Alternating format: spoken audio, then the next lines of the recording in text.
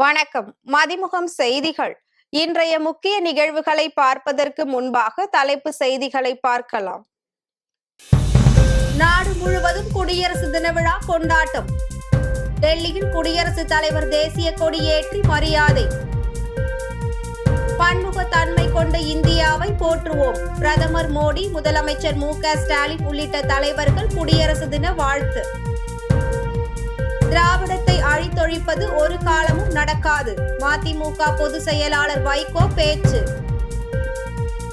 ஆளுநர் மாளிகை தேநீர் விருந்தை புறக்கணித்தது தமிழ்நாடு அரசு. அதிமுக, பாஜக உள்ளிட்ட கட்சிகள் பங்கேற்க உள்ளதாக தகவல். இனி விரிவான செய்திகளை பார்க்கலாம். குடியரசு தின விழாவை ஒட்டி டெல்லி கடமை பாதையில் குடியரசுத் தலைவர் திரௌபதி முர்மு தேசிய கொடியை ஏற்றினார். நாட்டின் 77வது குடியரசு தின விழா இன்று கொண்டாடப்பட்டு வருகிறது. குடியரசு தின விழாவை ஒட்டி டெல்லி கடமை பாதையில் குடியரசுத் தலைவர் திரௌபதி முர்மு தேசிய கொடியை ஏற்றினார். குடியரசுத் தலைவர் கொடி ஏற்றியதும் விமானப்படை வானில் ஹெலிகாப்டர்களில் மலர்கள் தூவப்பட்டது.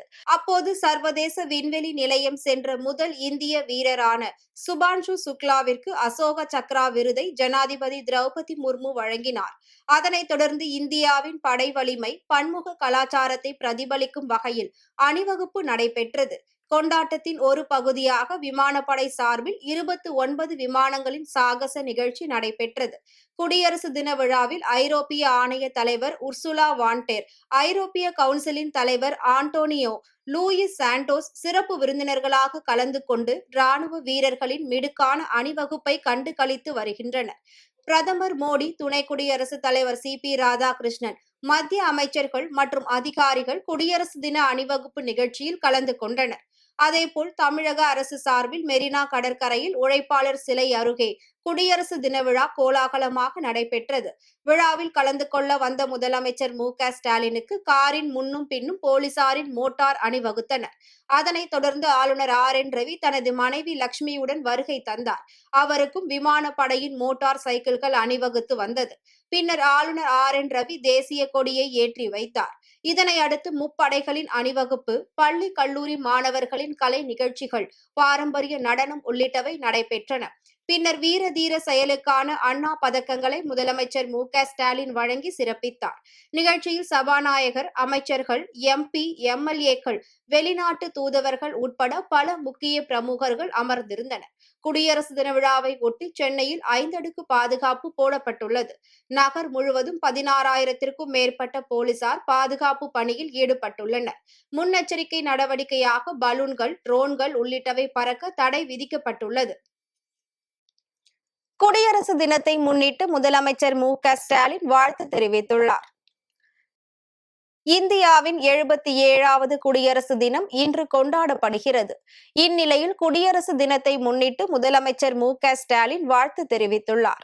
இது தொடர்பாக அவர் வெளியிட்டுள்ள பதிவில், இந்தியாவின் ஒவ்வொரு மொழியும், இனமும், பண்பாடும் தனித்துவமானவை என்றும் நமது பலம் என்பது ஒற்றுமை தன்மை அல்ல, பன்முக தன்மையே என குறிப்பிட்டுள்ளார். பன்முக தன்மை கொண்ட இந்தியாவை போற்றுவோம் என குடியரசு தின வாழ்த்துக்கள் தெரிவித்துள்ளார். த.வே.க. தலைவர் விஜய் தனது எக்ஸ் தளத்தில் பதிவிட்டு, வேற்றுமையில் ஒற்றுமை கொண்ட இந்திய குடியரசு உருவாக காரணமான அனைவரையும் நினைவு கூர்ந்து போற்றுவோம் என குறிப்பிட்டுள்ளார். திராவிடத்தை அழிக்க முடியாது என மதிமுக பொதுச் செயலாளர் வைகோ தெரிவித்துள்ளார். மயிலாடுதுறையில் மதிமுக சார்பில் மொழிப்போர் தியாகிகள் வீரவணக்க நாள் பொதுக்கூட்டம் நடைபெற்றது. துணை பொதுச் செயலாளர் முருகன் தலைமையில் நடைபெற்ற இந்த கூட்டத்தில் பொதுச் செயலாளர் வைகோ கலந்து கொண்டு பேசினார். அப்போது திராவிட இயக்கத்தை அழித்து இந்துத்துவா சக்திகளை கொண்டு வந்து திணிக்க முயற்சி தொடர்ந்து நடைபெற்று வருவதாக தெரிவித்தார்.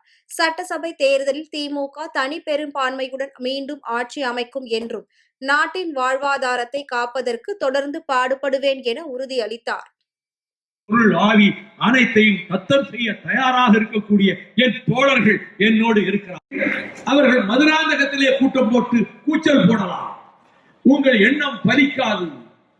நான் மீண்டும் சொல்லுகிறேன்.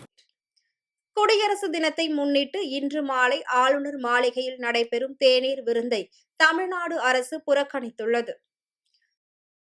குடியரசு தினத்தை ஒட்டி ஒவ்வொரு ஆண்டும் சென்னை கிண்டியில் உள்ள ஆளுநர் மாளிகையில் ஆளுநர் தேநீர் விருந்து அளிப்பார். அதில் முதலமைச்சர் மு.க.ஸ்டாலின், அமைச்சர்கள், எம்.பி.க்கள், எம்.எல்.ஏ.க்கள், அரசு அதிகாரிகள், முக்கிய அரசியல் கட்சிகளின் பிரதிநிதிகள் பங்கேற்பார்கள்.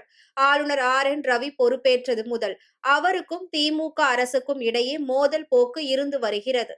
கடந்த சில ஆண்டுகளாக சட்டசபையில் உரையாற்றாமல் ஆளுநர் ரவி வெளிநடப்பு செய்தார். இந்நிலையில் குடியரசு தினத்தை முன்னிட்டு இன்று மாலை ஆளுநர் மாளிகையில் நடைபெறும் தேநீர் விருந்தை தமிழ்நாடு அரசு புறக்கணித்துள்ளது. தஞ்சையில் திமுகவின் வெல்லும் தமிழ் பெண்கள் மாநாடு இன்று மாலை நடைபெறும் நிலையில் முதலமைச்சர் மு.க.ஸ்டாலின் ட்ரோன் காட்சி வெளியிட்டுள்ளார். திமுக மகளிர் அணி சார்பில் டெல்டா மண்டல அளவிலான வெல்லும் தமிழ் பெண்கள் மாநாடு தஞ்சையில் மிக பிரம்மாண்டமாக நடைபெற உள்ளது. 15 கழக மாவட்டங்கள் மற்றும் 46 சட்டமன்ற தொகுதிகளில் இருந்து சுமார் 1.50 லட்சம் மகளிர் பங்கேற்கும் இந்த மாநாட்டிற்காக 120 ஏக்கர் பரப்பளவில் விரிவான ஏற்பாடுகள் செய்யப்பட்டுள்ளது. ஒவ்வொரு மாவட்ட நிர்வாகிகளுக்கும் தனித்தனியான அமரும் இடங்கள் ஒதுக்கப்பட்டு அவற்றை முறைப்படுத்த டெல்டா மண்டல நிர்வாகிகள் தன்னார்வலர்களாக நியமிக்கப்பட்டுள்ளனர். பாதுகாப்பு பணியில் சுமார் 250 ஆண் மற்றும் பெண் பாதுகாவலர்கள் ஈடுபடுத்தப்பட உள்ளனர். மேலும் அவசர மருத்துவ தேவைகளுக்காக மினி கிளினிக் மற்றும் தீயணைப்பு வாகனங்களும் தயார் நிலையில் உள்ளன. திமுக தலைவரும் முதலமைச்சருமான மு.க.ஸ்டாலினை 100க்கும் மேற்பட்ட பெண்களின் இருசக்கர வாகன அணிவகுப்புடன் மேடைக்கு அழைத்து செல்ல திட்டமிடப்பட்டுள்ளது. இந்நிலையில் திமுகவின் வெல்லும் தமிழ் பெண்கள் மாநாடு குறித்து முதலமைச்சர் மு.க.ஸ்டாலின் ட்ரோன் காட்சி வெளியிட்டுள்ளார். திரைத்துறையில் இருந்து வந்த உடனே விஜய் முதலமைச்சராவது கடினம் என தமிழிசை சவுந்தரராஜன் தெரிவித்துள்ளார். சென்னையில் செய்தியாளர்களை சந்தித்த பாஜக மூத்த தலைவர் தமிழிசை சவுந்தரராஜன், விஜய் பேசுவதால் தேசிய ஜனநாயக கூட்டணி குறைந்து விடாது என தெரிவித்தார். 2026 தேசிய ஜனநாயக கூட்டணி ஆட்சிக்கு வந்தால் விஜய் நிம்மதியாக அரசியல் செய்யலாம் என்றும், ஒருவேளை திமுக ஆட்சிக்கு வந்தால் கரூர் சம்பவத்தை நினைவில் வைக்க வேண்டும் என எச்சரித்தார். திரைத்துறையில் இருந்து வந்த உடனே முதலமைச்சர் ஆவது கடினம் என்றும், அரசியலில் அனுபவம் இல்லாததால் விஜயுடன் யாரும் கூட்டணிக்கு செல்லவில்லை என தெரிவித்தார். நாடு முழுவதும் 77வது குடியரசு தினம் இன்று கொண்டாடப்படுகிறது. நாடு முழுவதும் குடியரசு தின விழா இன்று உற்சாகமாக கொண்டாடப்பட்டு வருகிறது. அரியலூர் மாவட்ட விளையாட்டு மைதானத்தில் குடியரசு தின விழா கொண்டாடப்பட்டது. மாவட்ட கலெக்டர் தேசிய கொடியை ஏற்றி மரியாதை செய்தார். மேலும் குடியரசு தின விழாவை சிறப்பிக்கும் வகையில் தேசிய கொடியின் வண்ணத்திலான பலூன்களை பறக்க விட்டனர். பின்னர் காவல்துறையினர், ஊர்காவல் படையினர், சாரண சாரணியர் ஆகியோரின் அணிவகுப்பு மரியாதையை ஏற்றுக்கொண்டனர். திருப்பூர் கல்லூரி சாலையில் உள்ள அரசு கலை கல்லூரி வளாகத்தில் மாவட்ட கலெக்டர் மணிஷ் தேசிய கொடி ஏற்றி வைத்தார். தொடர்ந்து மாவட்ட எஸ்.பி. யாதவ் கிறிஷுடன் காவல்துறை அணிவகுப்பை ஏற்றுக்கொண்டார்.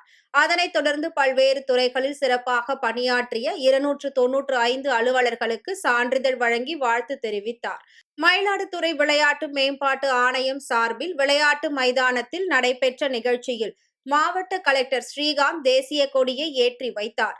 தொடர்ந்து பணிகளில் சிறப்பாக செயல்பட்ட காவல்துறை உள்ளிட்ட அரசு அலுவலர்கள் நலத்திட்ட உதவிகளை வழங்கினர். விருதுநகர் மாவட்ட விளையாட்டு மைதானத்தில் நடைபெற்ற நிகழ்ச்சியில் சிறப்பாக பணியாற்றிய பல்வேறு அரசு துறையை சார்ந்த 222 அரசு அலுவலர்களுக்கு நற்சான்றிதழ் வழங்கப்பட்டது. விழாவில் பள்ளி, கல்லூரி மாணவ, மாணவியரின் கலை நிகழ்ச்சிகளும் நடைபெற்றது. வேலூர் நேதாஜி காவலர் பயிற்சி மைதானத்தில் நடைபெற்ற குடியரசு தின விழாவில் காவல்துறையில் சிறப்பாக பணியாற்றிய 359 காவலர்களுக்கு முதலமைச்சரின் பதக்கம் மற்றும் சான்றிதழ்களும், அரசு துறைகளில் சிறப்பாக பணியாற்றிய அரசு அலுவலர்கள், ஊழியர்களுக்கும் பதக்கம் மற்றும் பாராட்டு சான்றுகள் வழங்கப்பட்டது. வேலூர் அண்ணா சாலையில் உள்ள வேலூர் மாநகராட்சி அலுவலகத்தில் மாநகராட்சி மேயர் சுஜாதா தேசிய கொடியினை ஏற்றி வைத்தார். இந்நிகழ்ச்சியில் வேலூர் சட்டமன்ற உறுப்பினர் கார்த்திகேயன், மாநகராட்சி ஆணையர் லக்ஷ்மணன், துணை மேயர் சுனில் உள்ளிட்ட திரளானோர் கலந்து கொண்டனர். திருவண்ணாமலை ஆயுதப்படை மைதானத்தில் குடியரசு தின விழாவை முன்னிட்டு காவல்துறையினர் மற்றும் அரசு ஊழியர்கள் 488 பேருக்கு முதலமைச்சரின் பதக்கங்களை மாவட்ட கலெக்டர் வழங்கினார். தொடர்ந்து சுதந்திர போராட்ட தியாகிகளின் குடும்பத்தினருக்கு சால்வை அணிவித்து மரியாதை செலுத்தினார். பின்னர் வருவாய்த்துறை, பழங்குடியினர் நலன், கூட்டுறவுத்துறை, மாற்றுத்திறனாளிகள் நலத்துறை, வேளாண்மை துறை, மகளிர் திட்டம் உள்ளிட்ட பல்வேறு துறைகளின் மூலம் பயனாளிகளுக்கு 12 கோடியே 40 லட்சம் ரூபாய் மதிப்பில் மதிப்பீட்டில் பல்வேறு நலத்திட்ட உதவிகளை மாவட்ட ஆட்சியர் வழங்கினார். திருப்பத்தூர் மாவட்ட ஆயுதப்படை மைதானத்தில் நடைபெற்ற குடியரசு தின விழாவில் மாவட்ட கலெக்டர் சிவசவுந்தரவள்ளி தேசிய கொடியை ஏற்றி வைத்து மரியாதை செலுத்தினார். இவ்விழாவில் மாவட்ட சார்பில் பல்வேறு துறைகளில் பணியாற்றிய 35 நபர்களுக்கு முதல்வர் விருது மற்றும் 24 நபர்களுக்கு சிறப்பாக பணியாற்றிய காவலர்களுக்கும் நற்சான்றிதழ்கள் வழங்கப்பட்டது. வாக்களிப்பதன் அவசியம் குறித்து தர்மபுரியில் விழிப்புணர்வு பிரச்சாரம் நடைபெற்றது. தர்மபுரி பேருந்து நிலையத்தில் உலக வாக்காளர் தினத்தை ஒட்டி விழிப்புணர்வு வாகன பிரச்சாரத்தை மாவட்ட ஆட்சியர் சதீஷ் கொடியசைத்து தொடங்கி வைத்தார். முன்னதாக பேருந்து நிலையத்தில் பொதுமக்களுக்கு வாக்களிப்பதன் அவசியம் குறித்து துண்டு பிரசுரங்கள் வழங்கினார். இதேபோல் தர்மபுரி பேருந்து நிலையத்தில் தேசிய சாலை பாதுகாப்பு மாதத்தை ஒட்டி விழிப்புணர்வு நிகழ்ச்சியை மாவட்ட ஆட்சியர் கையெழுத்து இயக்கத்தையும் தொடங்கி வைத்தார். முன்னதாக பேருந்து மற்றும் ஆட்டோக்களில் தேசிய சாலை பாதுகாப்பு குறித்த விழிப்புணர்வு ஸ்டிக்கர் ஒட்டி விழிப்புணர்வை ஏற்படுத்தினர். புதுக்கோட்டை மாவட்டத்தில் அனைத்து ஆசிரியர் கூட்டமைப்பு மற்றும் ஒருங்கிணைந்த துறை வாரியான மாவட்ட நிர்வாக கட்டமைப்பு கூட்டம் நடைபெற்றது. அனைத்து ஆசிரியர் கூட்டமைப்பு மற்றும் ஒருங்கிணைந்த துறை வாரியான மாவட்ட நிர்வாக கட்டமைப்பு கூட்டத்திற்கு மாநில தலைவர் மனோகரன், பொதுச் செயலாளர் செல்வராஜ் கலந்து கொண்டனர். இக்கூட்டத்தில் SC/ST பிரிவினர்களுக்கு பதவி உயர்வில் இடஒதுக்கீடு வழங்க வேண்டும், இடைநிலை ஆசிரியர் ஊதிய முரண்பாடு கலைத்து புதிய ஊதிய விகித அறிவிப்பு செய்திட வேண்டும், சத்துணவு மற்றும் அங்கன்வாடி பணியாளர்களுக்கு காலம் வரை ஊதியம் வழங்க வேண்டும், ஆதி திராவிடர் நலத்துறை கீழ் செயல்படும் பள்ளிகளில் காலியாக உள்ள ஆசிரியர்கள் மற்றும் விடுதி காப்பாளர்கள், இரவு காவலர்கள் பணியாளர்களை இடத்தை நிரப்ப வேண்டும் உள்ளிட்ட கோரிக்கைகளை வலியுறுத்தினர். திருப்பூர் மாவட்டம் தாராபுரம் அருகே கனரக வாகனம் தலைக்குப்புற கவிழ்ந்த விபத்தில் ஒருவர் உயிரிழந்தார். கோவை மாவட்டம் சிங்காநல்லூர் பகுதியைச் சேர்ந்த வெங்கடேசன் கோவையில் இருந்து 4 சக்கர கனரக வாகனத்தின் கட்டிட பொருட்களை எடுத்து மதுரை சென்றார். சென்றாயன், பிரபு, விக்னேஸ்வர் உள்ளிட்ட பணியாளர்களுடன் மதுரை செல்வதற்காக திருப்பூர் மாவட்டம் தாராபுரம் தேசிய நெடுஞ்சாலை வழியாக சென்றபோது கனரக வாகனம் ஓட்டுநரின் கட்டுப்பாட்டை இழந்து சாலையில் தலைக்குப்புற கவிழ்ந்தது. இதில் ஒருவர் சம்பவ இடத்திலேயே உயிரிழந்தார். 3 பேர் படுகாயமடைந்த நிலையில் சம்பவ இடத்திற்கு விரைந்து வந்த தாராபுரம் காவல்துறையினர் உயிரிழந்தவரின் உடலை மீட்டு தாராபுரம் அரசு மருத்துவமனைக்கு அனுப்பி வைத்தனர். மேலும் படுகாயம் அடைந்தவர்களை மீட்டு சிகிச்சைக்காக மருத்துவமனைக்கு அனுப்பி வைத்தனர். விபத்து குறித்து தாராபுரம் காவல்துறையினர் வழக்கு பதிவு செய்து விசாரணை மேற்கொண்டு வருகின்றனர். சென்னையில் தங்கத்தின் விலை சவரனுக்கு 2200 ரூபாய் அதிகரித்து 1,20,200 ரூபாய்க்கு விற்பனையாகிறது. தங்கம் விலை அதிரடியாக உயர்ந்து இன்று வரலாறு காணாத உச்சத்தை தொட்டுள்ளது. அதன்படி சென்னையில் 22 கேரட் ஆபரண தங்கத்தின் விலை சவரனுக்கு 2200 ரூபாய் உயர்ந்து ஒரு சவரன் 1,20,200 ரூபாய்க்கு விற்பனையாகி வருகிறது. கிராமிற்கு 275 ரூபாய் உயர்ந்து 1 கிராம் தங்கத்தின் விலை 15,025 ரூபாய்க்கு விற்பனையாகி வருகிறது. தங்கம் விலையை போல வெள்ளி விலையும் தினமும் அதிரடியாக உயர்ந்து புதிய உச்சத்தை தொட்டு வருகிறது. அந்த வகையில் இன்று வெள்ளியின் விலை கிராமிற்கு 10 ரூபாயும் கிலோவிற்கு 10,000 ரூபாயும் உயர்ந்து 1 கிராம் வெள்ளியின் விலை 375 ரூபாய்க்கும் 1 கிலோ வெள்ளியின் விலை 3,75,000 ரூபாய்க்கும் விற்பனை செய்யப்படுகிறது. ராணிப்பேட்டை மாவட்டத்தில் மயிலார் திருவிழாவை முன்னிட்டு ஸ்ரீ செல்லியம்மன் கோவில் திருவிழா வெகு விமர்சையாக நடைபெற்றது. ராணிப்பேட்டை மாவட்டம் வாலாஜா தாலுகா நவலாக் அவரைக்கரை கிராமத்தில் மயிலார் திருவிழாவை முன்னிட்டு கிராம தேவதையான ஸ்ரீ செல்லியம்மன் கோவில் திருவிழா வெகு விமர்சையாக நடைபெற்றது. விழாவின் முக்கிய நிகழ்ச்சியாக பல்வேறு கிராமங்களில் இருந்து காளை மாடுகள் வரவழைக்கப்பட்டு பாரம்பரிய எருது ஆட்டம் நடத்தப்பட்டது. நிகழ்வில் ஊர் மக்கள் பெருந்திரளாக கலந்து கொண்டு உற்சாகத்துடன் சிறப்பித்தனர். இந்தோனேஷியாவில் ஏற்பட்ட நிலச்சரிவில் சிக்கி இதுவரை 25 பேர் உயிரிழந்தனர். இந்தோனேஷியா மேற்கு ஜாவா மலைப்பகுதி அருகே பசீர்லங்கு கிராமத்தில் கடந்த சனிக்கிழமை நிலச்சரிவு ஏற்பட்டது. இந்த நிலச்சரிவில் சிக்கி 34 வீடுகள் மண்ணுக்குள் புதைந்தன. இதில் 97 பேர் மண்ணுக்குள் புதைந்துள்ளனர். தகவல் அறிந்து விரைந்து சென்ற மீட்பு குழுவினர் மண்ணுக்குள் புதைந்தவர்களை மீட்கும் பணியில் ஈடுபட்டனர். இதில் ஏற்கனவே 16 பேரின் உடல்கள் மீட்கப்பட்ட நிலையில் மேலும் 9 பேரின் உடல்கள் மீட்கப்பட்டுள்ளது. இதனால் இந்தோனேஷியா நிலச்சரிவில் உயிரிழந்தோரின் எண்ணிக்கை 25ஆக அதிகரித்துள்ளது. நிலச்சரிவில் மாயமான எஞ்சிய 72 பேரை தேடும் பணியில் மீட்பு குழுவினர் ஈடுபட்டு வருகின்றனர். மீண்டும் தலைப்புச் செய்திகள். நாடு முழுவதும் குடியரசு தின விழா கொண்டாட்டம். டெல்லியில் குடியரசுத் தலைவர் தேசிய கொடியேற்றி மரியாதை. பன்முகத்தன்மை கொண்ட இந்தியாவை போற்றுவோம். பிரதமர் மோடி, முதலமைச்சர் மு.க. ஸ்டாலின் உள்ளிட்ட தலைவர்கள் குடியரசு தின வாழ்த்து. திராவிடத்தை அழித்தொழிப்பது ஒரு காலமும் நடக்காது. மதிமுக பொதுச் செயலாளர் வைகோ பேச்சு. ஆளுநர் மாளிகை தேநீர் விருந்தை புறக்கணித்தது தமிழ்நாடு அரசு. அதிமுக, பாஜக உள்ளிட்ட கட்சிகள் பங்கேற்க உள்ளதாக தகவல். இத்துடன் செய்திகள் நிறைவடைந்தன. மீண்டும் செய்திகள் இரவு 8 மணிக்கு. மேலும் செய்திகளை தெரிந்து கொள்ள மதிமுகம் பிரைம் யூடியூப் தளத்தில் இணைந்திருங்கள்.